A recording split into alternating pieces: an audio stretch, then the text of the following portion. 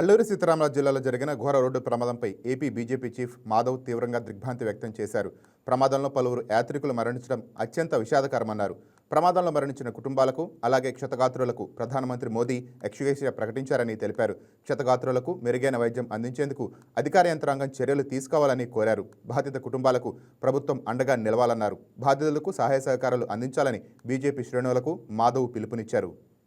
ఉదయాన్నే ఘోర దుర్ఘటన చింతూరు మారేడుమిల్లి ఘాట్ రోడ్ మధ్యలో జరగటం, ఒక బస్సు లోయలో పడిపోవటం, అనేక మంది మరణించడం, అనేక మంది గాయపడటం, సుమారు 37 మంది ప్రయాణిస్తున్న ఈ యొక్క బస్సు ఆ విధంగా లోయలో పడిపోవడం ఏదైతుందో తీవ్ర దిగ్భ్రాంతి కలిగిస్తుంది. మృతి చెందిన కుటుంబాలందరికీ కూడా ప్రగాఢ సానుభూతి భారతీయ జనతా పార్టీ ఆంధ్రప్రదేశ్ తరఫున తెలియజేస్తూ అందరినీ కూడా ఆదుకుంటామని చెప్పి కూడా వాళ్ళందరినీ కూడా తెలియజేస్తున్నాం. కేంద్ర ప్రభుత్వం అలాగే రాష్ట్ర ప్రభుత్వం ఎవరైతే మరణించారో వాళ్ళందరికీ కూడా ఎక్స్గ్రేషియా ఇవ్వటం, అలాగే ఎవరైతే క్షతగాత్రులు ఉన్నారో వాళ్ళందరికీ కూడా తగిన చికిత్స అందించే విధంగా ప్రయత్నాలు చేస్తాం. ఆ విధంగా ఏఎస్ఆర్ జిల్లా కలెక్టర్తో మాట్లాడటం జరిగింది. ఆయన ఆ విధమైన ఏర్పాట్లు చేయడం జరిగింది.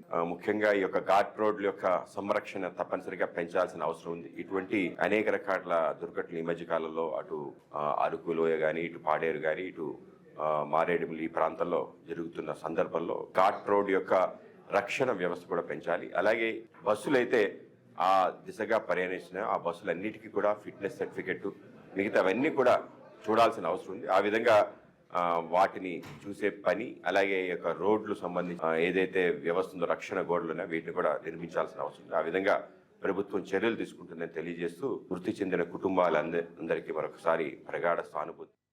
హాయ్ వ్యూయర్స్, ఈ వీడియో మీకు నచ్చినట్లయితే లైక్ కొట్టి షేర్ చేసి వైకే టీవీని సబ్స్క్రైబ్ చేసుకోండి.